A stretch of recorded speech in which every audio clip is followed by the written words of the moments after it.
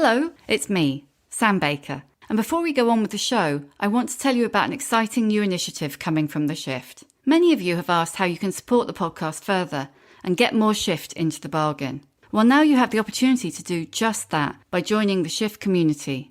You can go to steady.media/The Shift and become a member of The Shift. In return for supporting the podcast, you'll receive exclusive weekly newsletters, community membership, and plenty of other perks aimed at bringing us all closer together. That's steady.media/The Shift.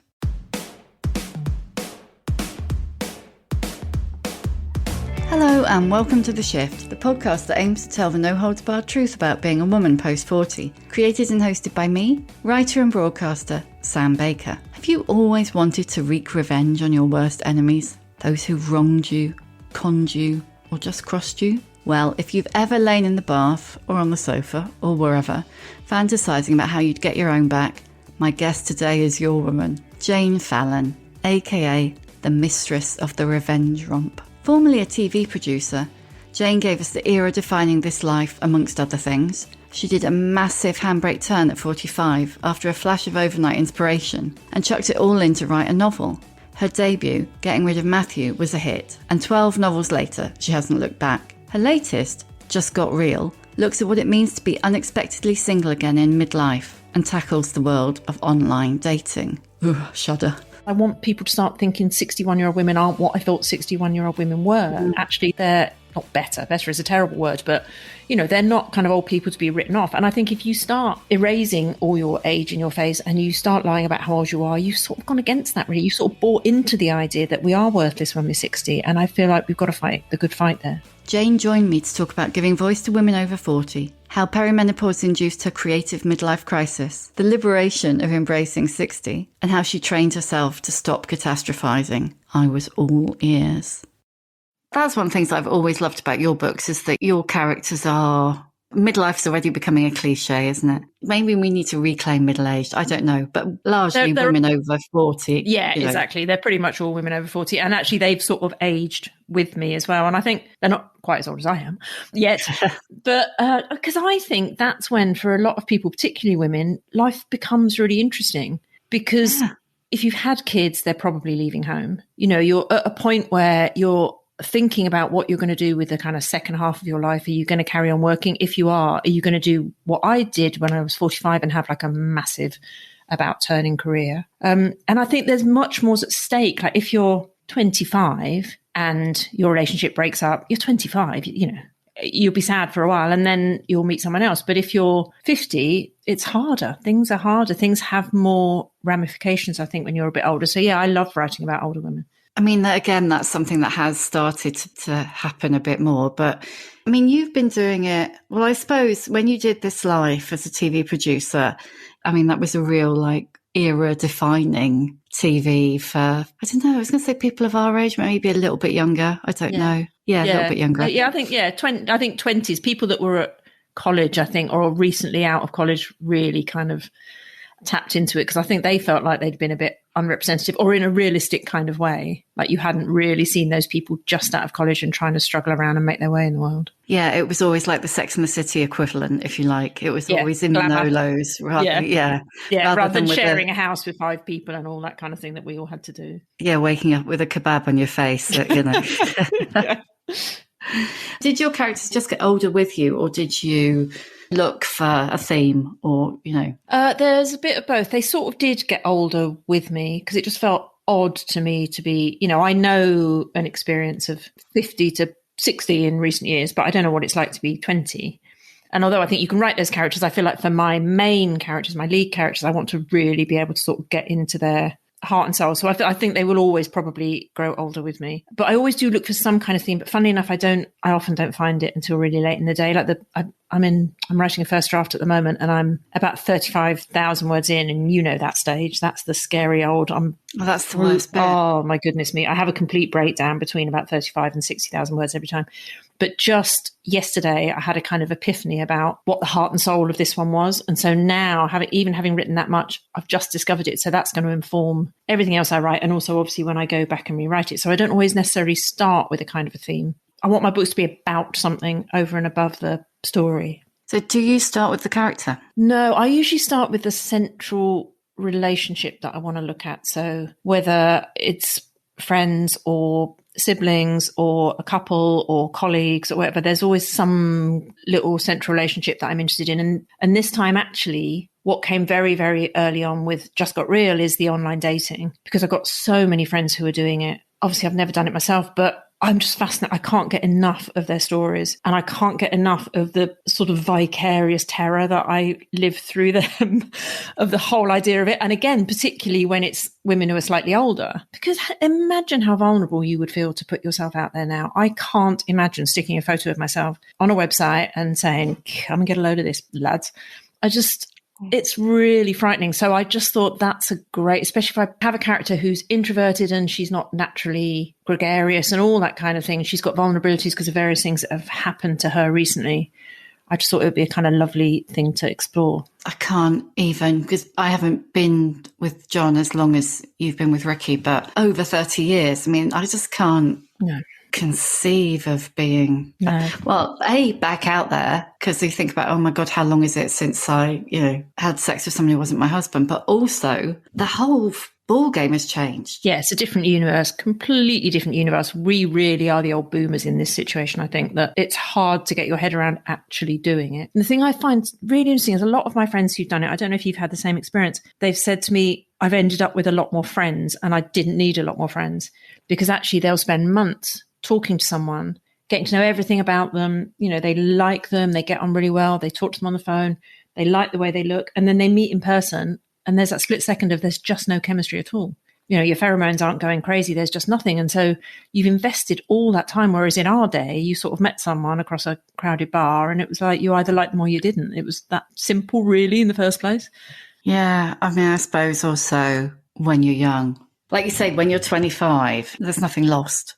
Nothing lost. It doesn't feel like there's anything lost. No, because you have all the time in the world. And, you're not expecting to find your soulmate, most people, I don't think, at 25. And even if you want kids, you've got a good 15 years to worry about that or whatever. But I tried to put myself in that situation. Obviously, you always do when you're writing a main character. And I couldn't get past I'd be terrified of somehow sort of being laughed at or feeling ridiculous. I don't know. It's just... And my main character, actually, who's coming up for 50 and hasn't dated anyone apart from her husband for 20 odd years, she starts off on the wrong foot because she actually puts on a photo of her sister who's 5 years younger, who kind of looks like her, but not quite, which is obviously a really bad way to start. But I totally understand that instinct that it's so bald, a photograph with all your laughter lines and your marionette lines and all that kind of stuff out there for everyone to look at and say yes or no to. Yeah, it's so like window shopping, isn't it? And I remember a friend of mine, I mean, this was ages ago, and I think she must have been, I was still unread, so she must have been around about 40 or very early 40s. And she was on Guardian Soul Destroyer, and she was going on this date with a bloke, and she was saying to me, oh, I don't know, he's 50. I think that's a bit too old. So yes, she was 40, she was 10 years older than her. And I was like, John's older than me. It's like, give it a chance. You never know. She got there, and like the first words out of his mouth were, I wasn't sure whether or not to cancel this because you're too old. It's like, oh my God. Well, I'm guessing that he hasn't found love with anyone since then. Well, I hope not. Horror. What is this obsession we have with youth? I don't get it. Because I couldn't believe it when I did my Googling, and I have to just tell you, there's a picture. It looks like it could be your passport photo from the 80s. Oh God, quite possibly. Couldn't believe you were 61. How was 60? Was it daunting? Was it? Do you know what? I had so many people say to me when they were coming up 60, I'm not going to tell anyone, everyone's going to write me off. And I just thought, oh, sorry, I'm going to tell everyone, because why not? And so I did quite happily go around saying I'm 60 to anyone that would listen. And I have found it really liberating. The one downside for me is my joints are just not having it anymore, and that drives me insane, and that really annoys me. But everything else, somehow I feel more confident. I don't know why, because I've always been ridiculously kind of thin-skinned, and I get very kind of paranoid about what people are saying about me, and I've lost a lot of that. I feel much more like I don't care about any of that side of things. I kind of like it. I feel like I'm getting towards old lady rights when I can sort of say anything and no one expects anything of me, and people will just be going, oh, isn't it amazing that she's still working at her age or something. But no, it's been all good so far for me. I highly recommend it. Well, the alternative is not great. So, but yeah, well, this is true. Yeah.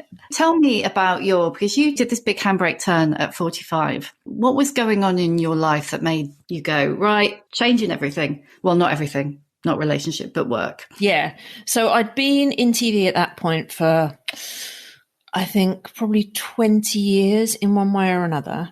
So I'd been doing, and I'd done different jobs within TV, and I'd kind of worked my way up and all that kind of thing.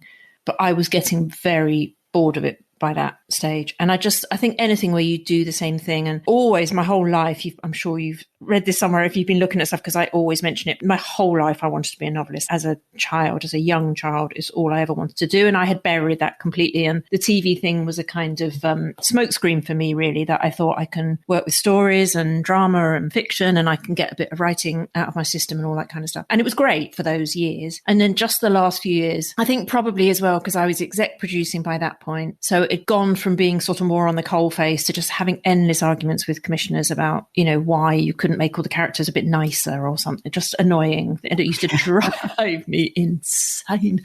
And you knew every time I was coming up with a project, I knew, because it was always the same people, I knew what their notes were going to, it just started to drive me crazy. I've been there too long, basically. I just finished Teachers, the last series of Teachers, and I was trying to think of what to do next. And I've always been an insomniac, and what I do to try and help me get through the night is I've always thought up stories and plots and stuff like that. One night when I just finished Teachers, I thought, okay, well, I'll just think about an idea for a new TV series. And I had this sort of epiphany of the idea for getting rid of Matthew, which somehow came to me fully formed. And that's literally never happened to me again or anywhere close. But I kind of had not the whole story, obviously, but the whole kind of basic plot of it all. Also, I was perimenopausal. I have to factor that in because I think hormonally I got suddenly very brave very quickly. I'd started probably 20 novels in my life and I'd never got anywhere with them. I'd never shown them to anyone. I'd never finished one.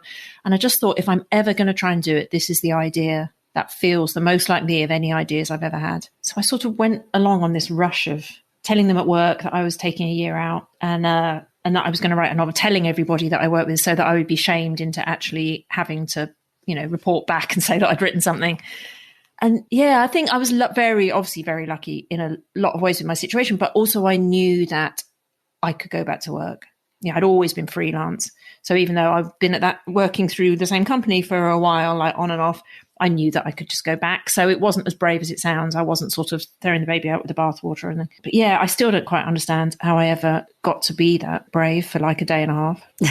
But it's interesting because I was going to ask you if perimenopause had come into play at that point, because it's not common, but not uncommon that people throw some of their lives under the bus around that time. It was almost like a good creative midlife crisis. It was like a positive midlife crisis. And I can only think that kind of been hormonal, really. I knew I was perimenopausal at that point. I was all over the place. So yeah. And I feel like actually some of that, even though the menopause is a bit of a horror, let's face it, but some of that you carry on through that confidence. Once you get through the sort of weird phases of weeping and wailing and sweating, I feel like that confidence has kind of stayed with me. So you did know it was perimenopause. Did you instantly know what was happening to you, or was it like a process of evolution? Because it's not like it was that long ago, but certainly when was I suppose I was perimenopausal 8 or 9 years ago now, and it felt like I was wading around in the dark trying to find someone to talk to me about it. Yeah.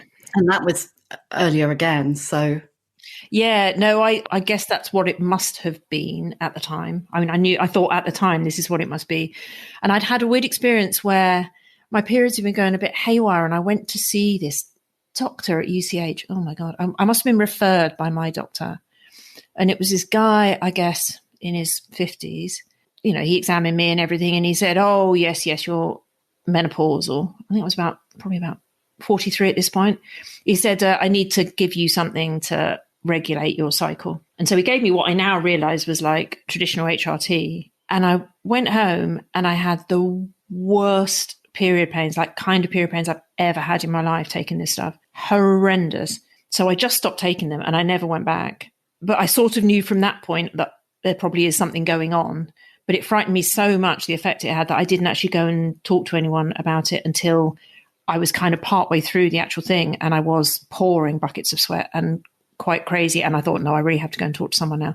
And that was probably 7 years later. God. I know. So you went private then? I did. Yeah. I did. And I went no, I went for the bioidenticals. It was then a time when we were all still a bit nervous about HRT, which, now I think there's no reason to be. But just on a sort of intuitive level, I didn't really like the idea of a bit of a one size fits all kind of treatment. And someone I know told me about this amazing woman who does the bioidentical hormones where they can sort of tweak them towards your actual hormone levels. So you're not getting too much of anything. So I sweated and sweated and sweated and sweated for about 2 years. When I started, I thought, I'm not going to tell anyone. I'm not even going to tell Ricky. I'm going to tell him after it's all happened so I can go, oh, guess what? I sailed through. I'm so naive. I sailed through the menopause. Yeah. It was easy. Anyway, cut to sort of horizontal sweat pouring out of my forehead. So obviously I told him straight away. But yeah, I sweated like a crazy person for 2 years. Then I had a week when I had all of the emotional stuff, when I just kind of felt desperate and crying and crazy and like I lost myself completely. And that's when I went to see her. And I would say the turnaround was really quick after that, after she gave me the bioidenticals to start on. I think that's the thing, isn't it? That it's that kind of, I mean, the sweating is shit, and it's, whether it's night sweats or day sweats, it's shit, but it's that kind of, that moment when you just totally lose sight of yourself. Yeah. Yeah, it was frightening. I hadn't ever really encountered anything like it before. And also I think my immediate thought was, what if I feel like this forever? I just thought, I can't. It's ridiculous. So yeah, in retrospect, I would have gone much sooner actually and got myself sorted out.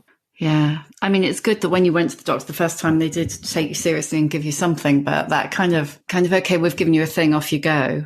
He didn't take blood tests or anything. I mean, he was terrible. He just kind of said, no, that's it. You're definitely menopausal, take this. So I don't see how you can even see what level of HRT to give someone if you haven't taken blood tests. Yeah, that would have been about 2004, I think. And I think the improvements in the last 20 years are, it's like a century's worth of improvements that we've had. So definitely go to your doctor if you're having symptoms, because it's miserable. Don't go through it alone, I'd say.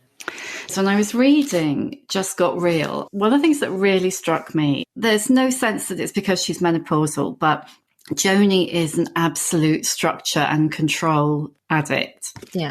And I totally get that. I mean, having gone from having a very, very full-on office job where your day is structured for you to, sitting looking at a blank screen, that kind of having to layer it. When all these changes were happening, did you feel like you needed to make your own parameters for your life? I think I felt like I needed to know that some things were in my control, because you do feel like a lot of what's happening to you is completely out of your control. And to be honest, I am a bit of a control freak, is the truth.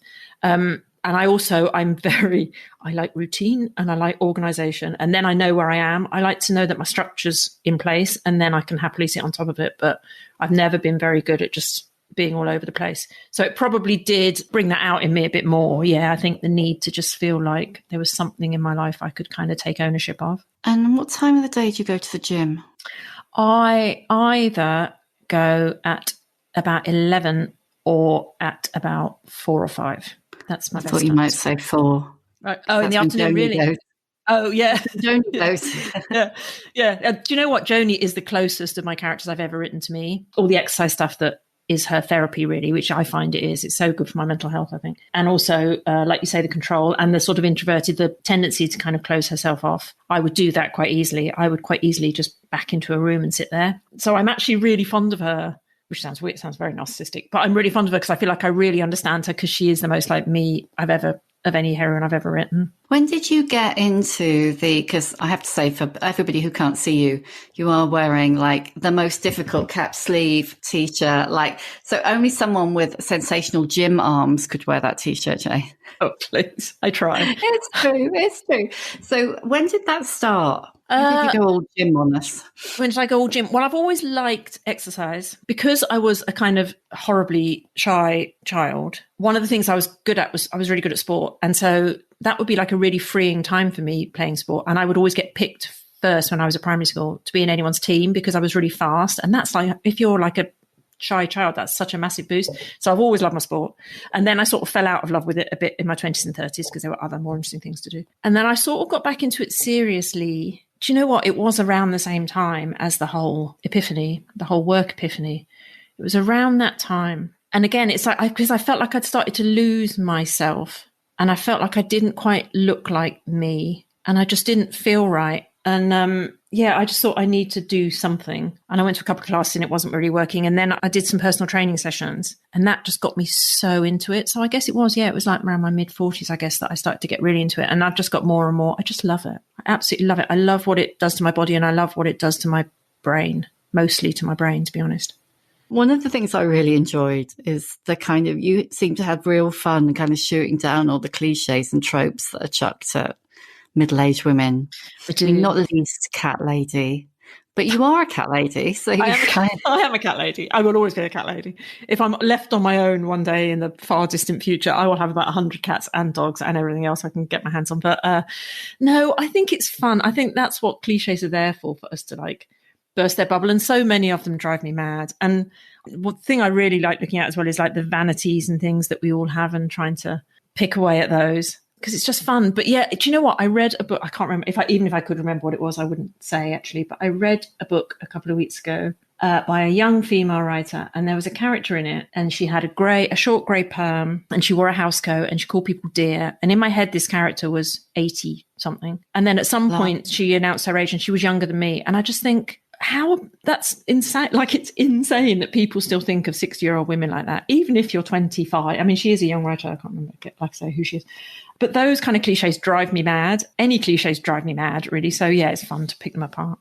Yeah, there's a brilliant moment when I think Joni is in the changing room and she says something about menopause to a young woman and the young woman can't stop the flicker of horror and disgust and probably also took a step back. Yeah. Just in case it was catching. I mean, one of the things that I definitely found the most is that, blokes are a bit like, oh, what is that? Not interested. Well, some nice blokes are interested, but on the whole.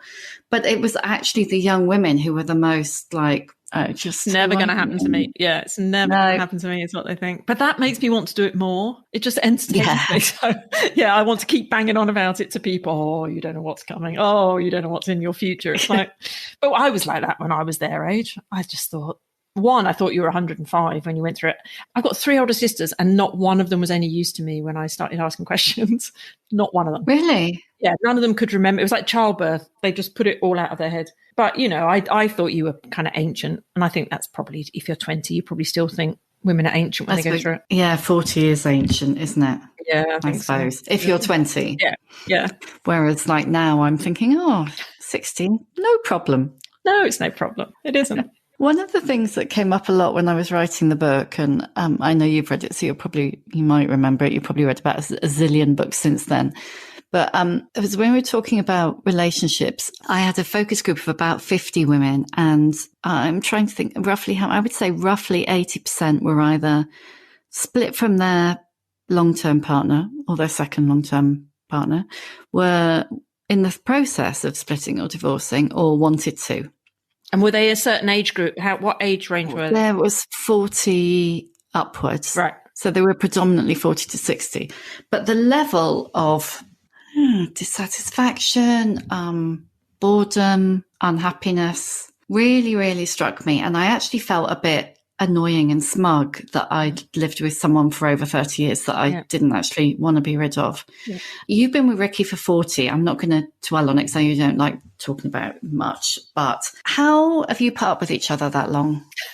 I think the fundamental, I often get asked this actually, but I think the fundamental thing, and it'd be interesting to see if you're the same as John actually, is you've got to be friends. You're there, I think, to be each other's cheerleader. That's your job. It's like, I'm always very confused when I meet people and if they're, if you're out for a drink or something, all they do is slag off their partner. And I don't mean people whose partners are like, actually treating them really badly or abusing them or whatever. I just mean, relationships, kind of functioning relationships. But it's like they seem to have this massive level of sort of irritation and everything with their partner. And I just think that's not, you're their number one person. You're in it together. And it's interesting as well that I've never been one of those people that kind of had the girls and Ricky's never been one of those people that had the lads. And we've always kind of wanted to do stuff together. And a lot of my friends who are in relationships that are still working after all those years are the same. Like, it doesn't mean you don't go off and do your own thing, but you're your primary person in the world. I think that's really important. Do you find that? Do you think that with John, that your friends first is the most important thing? Yeah, definitely, because I don't see how you could put up with someone for 30 or 40 years and not be why friends you would. with them. Yeah, exactly. And why you would. I think sometimes people get caught up in the drama of it. And I don't want drama in my personal life. I want a nice, happy personal life with someone that I have a laugh with.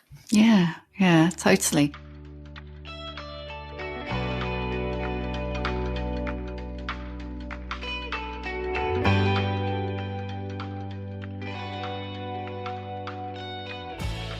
Something that comes up again and again on the podcast, but also on the Shift community, is the kind of friendship pressure, if you like, the sense that you've got to have lots of friends, you've got to have close friends, like there's something a bit wrong with you, like you're not to be trusted if you haven't got loads of female friends. And that also something that somebody has said to me in the past, not knowing that I would probably have said this, I think, that they said, oh, I just think people who say their partners, their best friends are a bit weird. And I was like, well, I'm just going to sit on my hands here. Yeah, exactly. Yeah, how odd though, because this is the person you've chosen to spend all your time with. Why wouldn't they be your friends? I was never in those friendship groups when I was young. I always had friends and I would always have sort of a best friend at the time, but I never had that big gang of girls, and they're sort of like, I'm fascinated by them, but I don't have loads of friends. Like I have my kind of best, closest friends who I've been friends with for 30 something years, and then some other friends that aren't as close, but I definitely don't have that sort of big girly gang. And I sometimes think, is there something wrong with me? Like, yeah, but then also I don't know when I'd find the time to be hanging out with them all anyway, really. No, I don't know. I mean, I do wonder if it's something, I mean, definitely attitudes to friendships do seem to change at this stage of life, but I do wonder whether it is something that you build from a very young age. Yeah, I think that's quite possibly true. Like one of my sisters still has the best friend that she's had since they were babies practically, and she's older than me. And I envy that. I think it's a lovely, lovely thing. But I was always that person when I was at school and then at college and everything, where I'd sort of move on to another. I was really bad at keeping in touch with people, which is a real flaw in me, I think. I was terrible. And it was, to be fair, it was harder then. You had to write a letter or you had to queue up for 4 hours to use the landline. But yeah. I was really, really bad at sort of moving my friends along with me. And I think there are just people that are good at that and there are people that aren't really. And I'm just not one of those people that is good at that. And they're actually great because they're the people who do the organising. I mean, I've definitely got a friend from university. We all only see each other when he organises it. Yeah, it's good. You need one of those people in your life, and they can also do the keeping in touch with everyone in the meantime. And then you can have a lovely time catching up once every couple of years or whatever. But tops. Yeah. It seems like when you're a kid, you think, oh, I can't wait to be grown up because there won't be any rules. But of course, there are tons of rules. But then as you get older, it seems like the rules start to increase again. Mm-hmm. Like, oh, you're an old person or you're over 40, so you shouldn't wear that, or you... Oh, that's my favourite. That's my favourite. Oh, go for it. Oh, my God. I'm obsessed with those things, those articles about what you shouldn't wear at 40, at 50, at 60. It was sometime during lockdown I read one and it was like, dungarees are a definite no after 25. And I went and bought some dungarees. I thought, I love dungarees. I'm going to wear dungarees. I don't care. Like, who are you to tell me what I shouldn't be wearing? But then I was just reading an article in something today about what people should wear to Wimbledon and why Meghan Markle had got it all wrong because she wore jeans and so had got it right because she wore this. And I just think, who is making these rules? Like, stop it. It's just random, isn't it? I mean, I feel like I dress more probably like I did in the 80s, actually. Yeah. Now than I have done for a long time. Yeah, no, me too. I veer between sort of toddler and 15-year-old, I think. Yeah. Because also I feel like, I don't know, I just wouldn't be me. If I suddenly started wearing what the papers tell me I should wear, I just wouldn't be me. It's like, and I would feel horribly constrained, and I like to slob around in kind of baggy things and, I don't know. It's just ridiculous.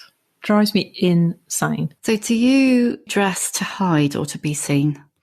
Oh, well, definitely not to be seen, I don't think. Well, occasionally I think if, I'm going to some really kind of knobby do, it's quite nice looking the best I can. And there's an element of liking to be seen in that, but I equally am very uncomfortable with everybody looking at me. So what was the first option before to be seen? Because it'd be that one. Well, it's actually a line from the book. Is that you dress to hide or to be seen? I think I'm somewhere in between. I think most people are probably somewhere in between. And also it depends how I'm feeling. Sometimes I really want to hide. I definitely dress down rather than dress up 99.9% of the time. And I'm much more comfortable dressing down than dressing up. But it's not to hide, really. I mean, I'm kind of reasonably body confident-ish. So I don't feel like I want to hide, but equally I'm definitely not that body confident that I want to be showing off lots of skin or whatever. Just that wouldn't be a good look. How is the red carpet? It's both alarming and funny and sometimes quite boring, but mostly quite funny. It's just quite a funny, ridiculous thing. More and more, I've grown to like the having someone come and do my hair and makeup. And, you know, I've picked a dress that I feel confident in. I sort of like that for a day. It feels really nice that you're presenting the best kind of side of yourself that you can present. And then after that, it's just funny kind of people spotting, whether it's something, you know, ridiculous like the Golden Globes where there's an insane amount of kind of big stars, which is quite funny, or it's something over here where, you know, I'm running around going, look, it's so-and-so off Love Island. It's just a funny old experience. So yeah, and we don't do them very often is the truth, like really quite rarely. I wouldn't want to be doing them all the time. God, no, and boring apart from anything. Yeah, boring. Yeah, exactly. And quite often, actually, you just want to get in and sit down and have a drink and go for a wee. But there is an element. There certainly the first few big American ones I went to, there was definitely an element of fun. It was just, I felt like an observer at the zoo. It was like kind of odd. Do they do that thing where you have to get out of the frame, or are you allowed to stay in the frame now? Do you know what? I have been asked to get out the frame. And the only time actually that happened was over here, which is fine, but slightly odd. And most of them will do a sort of combination of they'll do both of us and then they'll be like, can you just, which is fine. You know, I don't care really. You're always going to be seen as the plus one, I guess. Does that piss you off a bit? I mean, you're very successful in your own right. It would piss me off if we were there for something that I'd done. I kind of, no, yeah. And it would piss me off. But do you know what? I kind of feel it's a bit like when people make speeches when they win awards and they spend ages thanking sort of their family and their children and stuff like that. I kind of want to say, but this is a work event. Like, thank the people that you worked with. It's not this occasion isn't about your family and your kids. And I sort of feel a bit like that with the red carpet. I feel like I'm not the one that's done the work. So I don't really care if I'm edged out of the frame at that point. Has that aspect of your life made you feel like, oh, maybe I should Botox, you know, I have to dye my hair, those kind of things? No, I mean, I still do look at the state of my hair. The blonde bits are still dyed. They haven't been dyed, as you can see, for quite a few months. Oh, is that grey roots? Because it does merge into the blonde. Yeah, but I haven't, because I'm deathly allergic to hair dye, so I can't, all this brown stuff is my real colour. Oh, right. Yeah, which is real. So I just have the blonde. So I am still kind of on and off with the dyeing my hair, but with the Botox and stuff, no. I mean, I look at myself and I think, I wish I didn't have, you know, these marionette lines, which I'm obsessed with. But I just think, what's wrong with looking older? What's wrong with it? One, I'd be terrified that it would go horribly wrong and I'd look really odd and my eyes would suddenly be vertical. But mainly, I think it's a bit sad that we feel like we can't have a wrinkle or we can't. That's your life in there. The two things that are going to happen to every single one of us is we're going to get a day older every day and we're going to die at some point. And I don't really see why either of those things should be a big taboo or a big problem. So my plan is to hold out. Who knows? Maybe I'll wake up one day and just think, I can't, you know, I can't bear it for some reason. So I'm not going to never say never, but my plan is never to do it because I sort of want to just hold out for natural being okay. It feels a bit to me like the same as lying about your age. I mean, I remember, I think it was probably late 30s when I suddenly noticed that some of the other editors that I worked with who had been older than me were now younger. Oh, fabulous. Always good. And it's just a bit like, well, don't you think people notice? I mean, I don't spend an undue amount of time worrying about how old you are, but I did notice that I'm 40 before you and you used to be 2 or 3 years older than me. So funny. But what I don't understand with that is I'd rather someone said, oh, she looks good for her age than, oh, she's younger than I thought, but she looks really ropey for it. Like, isn't it better for people to go, oh, you look all right for 61 than go, really? You're 50 in a kind of, I can't believe you're that young because you don't look it kind of way. And again, what's the problem? What is the problem? I don't understand. I mean, it's the whole thing, isn't it, about value? And if you don't value yourself that way, and I don't value myself that way, and most of us don't, but when the world around you does. Yeah, of course. But I sort of feel like we almost have a duty to make people value us for what we are. Like, we're both still doing what we love and doing it well and doing it to a good kind of level. We're still a part of the normal world. You know, we haven't been pensioned off into a care home yet. And I think I want to stand up for it because I want people to start thinking 61-year-old women aren't what I thought 61-year-old women were. Actually, they're not better. Better is a terrible word, but, you know, they're not kind of old people to be written off. And I think if you start erasing all your age in your face and you start lying about how old you are, you've sort of gone against that, really. You sort of bought into the idea that we are worthless when we're 60. And I feel like we've got to fight the good fight there. I definitely had a sense when I was going up through journalism that women vanished, certainly in their 40s and in the main long gone by their 50s. But then if the ones who are there, who are in their 50s are lying about it, I mean, obviously they're doing it for a reason. They feel they need to do it. But even so, it's still kind of doubling the problem. I remember it used to be like that in TV. I worked very closely with a woman called Edwina, who I loved, who was, I guess I was like 35 and she was 60. And she was one of the first people that was ever saying to me, don't tell anyone it's my 60th birthday because I'll never get another job. Because TV, I think, was very ageist then. But again, I think, I mean, obviously I've been out of TV for quite a while now, but looking at my friends who are still there, and as far as I know, not lying about their ages, I think it's definitely got better. Yeah, I mean, I think there's a balance between, well, you need to keep bringing up the next generation and you need the new young presenters and new young audience and all of that. But it's like when it means pushing everybody else out.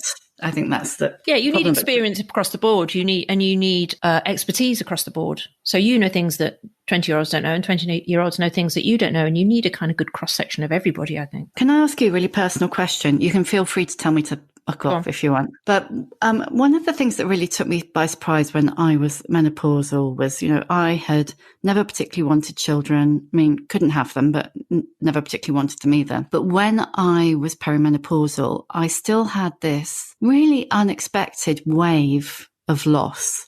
Like that ship has absolutely sailed now, even though it wasn't an option and, all of those things, even with all those provisos. And, because you also haven't had children, did you experience that? No, I didn't actually. And you're not the only person that's ever told me that they felt like that, interestingly enough. No, thankfully I didn't. Mine was a choice and I've never yet regretted it. I did always wonder, would I regret it when I got older and I could have suddenly miraculously had 20-year-old kids, who weren't 100% my responsibility anymore, but would be, fun and lovely to have and, see me through my old age. I look at my sisters and their relationship with my nieces and nephews and I think, I would really love to have that. That is lovely, but it doesn't mean I would go back and change. I wouldn't have kids still if you asked me, did I want kids and have to go through the first 20 years.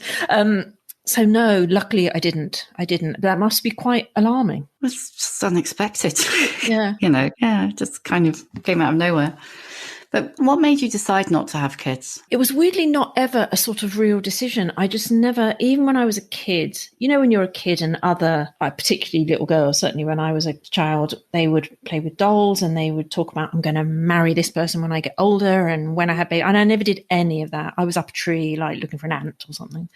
And so I never thought about it. It never factored into my plans for my life. I never even really considered it. I just knew that's not what I wanted my life to be. And I think I'm lucky that I'm the youngest of a big family, so the pressure's off a bit because I've got brothers and sisters who have had kids. I think that's a very different dilemma if you're the only one. When I was in my early 30s, I think I was at EastEnders, I had a sort of intellectual crisis about it that I thought, what if this is a terrible decision I'm making? Or, what if I suddenly decide and it's too late?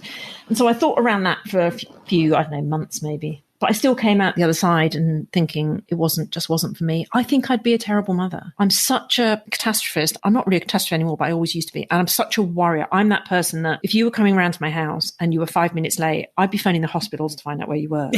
I just assume the worst has happened. And I think I would have stifled a child with my absolute fear of letting them go out in the world and do the things they're supposed to be doing. So yeah, I always think, I think it's no loss to the world that I haven't had kids really. I'd have had like terribly kind of paranoid kids who were too scared to go out the front door probably. Do you have catastrophizing parents? No, not at all. The opposite, which I sometimes wonder is why I was like I was. My mum, bless her, she was so lovely, my mum. And she was just, everything was lovely. Everything was fun. Everything was fun with my mum and dad. And she just thought the world was a lovely place. She was very naive in a lot of ways. She just thought everyone was basically lovely and the world was a lovely place and no bad things would ever happen. To the extent that when I was like a young teenager, I would go out at night and, they both also worked really hard. They worked really, really, really long hours. So there was no question they were going to come and pick me up at like 2 or 3 in the morning. So I would just walk out. Up at 4. Yeah, they had to get up at 4:30. Yeah, exactly. And even later when they didn't have the shop, they both still worked. Like when I was a teenager and we left the shop, they both still worked and, long hours and stuff. And so if I was going to go out, I had to find my own way home. And it used to worry me. I used to be scared walking home at like 2 or 3 in the morning, but it never crossed my mum's mind that anything bad might happen. Like sometimes I used to want to say to her, I might get murdered on the way home. You could like come and pick me up. No, they were the opposite of catastrophizing. You said you're not anymore. When did it stop? Did you do something clever to make it stop? I did sort of make a conscious decision about it because I guess it was in sort of the last 10 years, probably about 10 years ago. And I can't really remember what the actual instant was, but I was worrying about everything, like really worrying about stuff and what if this might happen. And it was at a time when, when you're in that kind of horrible time when my mum had got much older and my stepdad had died and she was terribly lonely and things were happening in my family around me and stuff like that. I would lie awake at night just worrying, oh my God, what if this happens? What if this happens? And I just thought, I can't live like this. It's insane. Why am I worrying about things before they've even potentially happened? And I sort of forced myself to stop. And actually, it's interesting because if you force yourself to stop, you do stop. Like I actually would make myself think about something else if I was, working my way through the next 10 years and thinking, oh my God, what if this happens? Which I guess is a weird sort of some kind of self-meditation or something, that if you do something often enough and you make yourself not think in a certain way, then you kind of stop thinking in a certain way. So I'm not like that at all anymore. I'm much more like, oh, let's just wait and see what happens. That's really interesting, isn't it? You've got to push yourself to do it because it's so easy to indulge in, I think. But you definitely can get past it. You've just got to, you've literally just got to stop yourself thinking like it. Do you think it's part and parcel of the other things that have come in the last decade, the kind of being a bit less people-pleasy, I think you said? Sorry if I've just put that on you. No, I didn't, but you're right. It's exactly true. Yeah. A bit less self-conscious, more confident. I think it's part of that whole... Yeah, I do. I think it all comes together. And again, maybe it's like some kind of massive hormonal thing that suddenly you may be able to feel like that. But I think it definitely is. Because now I will just think to myself, what is the worst that can happen? And it's never that bad. Yeah, I've just stopped myself seeing past the next step of things, really. Is there anything kind of on your bucket list, anything like, so 15, 16 years ago, you kind of I'm going to write this book. You did your handbrake turn into your writer life. Is there anything next? It's a tough one because I am doing exactly what I've always wanted to be doing. So my big ambition is to just keep doing this. At some point, I have got hankering to open some kind of animal sanctuary. That's as a kind of long-term plan. I really like the idea of. Whether or not I'll ever actually get to put it into place, I don't know. That's the only thing. And do a handstand. I'm obsessed with trying to do a handstand. That's one place where my confidence just hasn't come back. I'm absolutely petrified. Well, it's not even in my frame of reference. Oh, it needs to be, Sam. Get out there and try. Oh, God. So are you yogaing? Is that... or I do yoga. Yeah. I do yoga once a week, and then I do weights and all that kind of stuff. God, a handstand. Can you do other stuff? I can still do a cartwheel. So No. Yeah. Oh God, you're lucky you're not on telly. I'd make you. Oh my God, and I'd fall over and it'd be really embarrassing. No, I decided. So the reason I took up yoga, which was about 2005, I think, was because I'd always done gymnastics when I was a child, and I went to do a cartwheel for some God knows what reason. I couldn't do it. I was just really scared I couldn't do it, and I thought, oh, this is terrible. I can't be this weak at 45. I'm way too young. So I started doing yoga, and then got back into being able to do a cartwheel, and also as a side thing, got into running, which I'd never been able to do because obviously it sorted my lungs out. Like as an ex-smoker, it obviously sorted my lungs out. And then I decided that would be my test of when I got old. I was going to do cartwheels at least once a year, and I take photos of them and I put them on social media so people hold me accountable to it. And then there'll come a year when I can't do it anymore, and that will be when I can officially say that I've got old. So that's my cartwheel obsession. Are you still putting them on social media? Yeah. Instagram or Twitter? And they're slightly worse every year. It's usually just a still photo of me in midair, slightly worse every year. But then my yoga teacher started getting me to try and do handstands, and I can do them up against a wall fine. But I really you see those people, it's so amazing. You see those people doing them in the middle of the room, and I really want to be able to do that. But I'm just scared I'm going to go over into a back bend and my back's going to snap in half. I'm terrified. So I'm trying to find ways to build it up. That's my ambition. When you went back to doing all this stuff, asking for a friend, were you intimidated? I wasn't intimidated as much as a little bit embarrassed that I'd let my flexibility go so much. I just felt annoyed at myself, actually, more than intimidated. I think probably when I first started going to the gym, I was a bit intimidated because I didn't really know what to do. But then I got a trainer and she's brilliant. And now it's like my happy place. I think you have to remember, which is also my big thing in life that stifled me for the first at least 35 years. No one is looking at you. No one cares what you're doing because they're way too busy worrying about what they're doing themselves. So I think if you go to do those things and you feel intimidated, you just got to try and remember that, really. Yeah, gyms in particular. Well, there's two things. The gyms, it's all a bit like some bloke, Yeah, there's always posturing blokes. Yeah, there's always some posturing bloke. But the yoga, because I have this thing where I start going, I go for a bit, I get really into it. Then for some reason I stop. So this time it was COVID. And then basically it all goes tits up. And then, so I go through these cycles. I mean, I couldn't touch my toes even when I was like 5 or 6. I've never been able to touch my toes. I can't anymore, I don't think. For all the yoga I do, I don't think I can touch my toes at the moment. No, it's when they're all standing there, you know, with their hands flat on the floor, and you're just like, I can't even put my hands flat on my thighs. But no one cares. No one's looking. I don't know. It feels like they are in yoga. You must go to a very judgmental yoga class. I do yoga on Zoom, which is great. Yeah, no one can see you. Yeah. Or they can, but they can't see every kind of bit of you and exactly what you're doing. Maybe. I definitely feel like I'm insufficiently bendy. Yeah, I feel like I could be more bendy, definitely, even for doing all that. And I do feel like that's important as we get older, because you've got to like hold your spine up and hold yourself upright, and, you know, you're going to do yourself less harm falling down the stairs or whatever. Yeah, definitely in the hole. I mean, I can stand on, you know, one leg with my eyes shut for 20 seconds or whatever, those kind of... With your eyes shut is, I find, almost impossible, though. I can do it without my eyes shut, but yeah, and that's a really good indicator of how you are, your balance, I think. What's your emotional age? My emotional age, I think... It's a hard one, isn't it? Because sometimes I feel like it's back when I'm in my 20s, and sometimes I feel like it's now. I think it's probably now, actually. I think I'm a big old grown-up now. Your face. I know. I'm thinking of 20-year-old me and how disgusted she'd be. But yeah, I think I've just got to admit it. Yeah, I wouldn't. I wouldn't go back for anything. No, I wouldn't either. I really wouldn't. For all the like highs that you remember, oh, so much shit. Yeah. Definitely. Give us a book recommendation. So the book that I always recommend to people is In Cold Blood by Truman Capote, which I've recommended so many times to people, which I've read. That. Oh my God. I just think it's a masterclass in bringing a place to life. So obviously it's based on real facts, but it's written like a novel, as you know. I've read it so many times because it's the first half I love, when he's talking about the family who all then get murdered and the little town they live in. I feel like I'm there. I feel like I inhabit that place. And I just think it's the most gorgeous piece of writing. What advice would you give younger women? That would be that don't be so self-conscious. No one is worrying about. Everyone is too concerned about their own shit. Everyone thinks they're fucking up themselves. So yeah, just don't be so self-conscious. Who's your old bird role model? That's a hard one because I can't think of anyone, an actual person, but it would be one of those, you know, when you see those stories in the paper and it's like Joan, 85, doing the splits. It would be one of those women. Yeah. It would be some 90-year-old doing a handstand. That's who it would be. Yeah, that's what you're going to be. You're going to be Jane, 85, doing a handstand. Yeah, unsupported handstand. Unsupported handstand. It might take me till then to be able to do it, but that will be me. What's your superpower? I think I have a very unglamorous superpower, which is the fact that I'm very self-contained. I feel like I'm very happy being on my own, doing stuff on my own, going away on my own, whatever. And I feel that that's quite a good thing. We're all going to end up on our own probably at some point when we're old.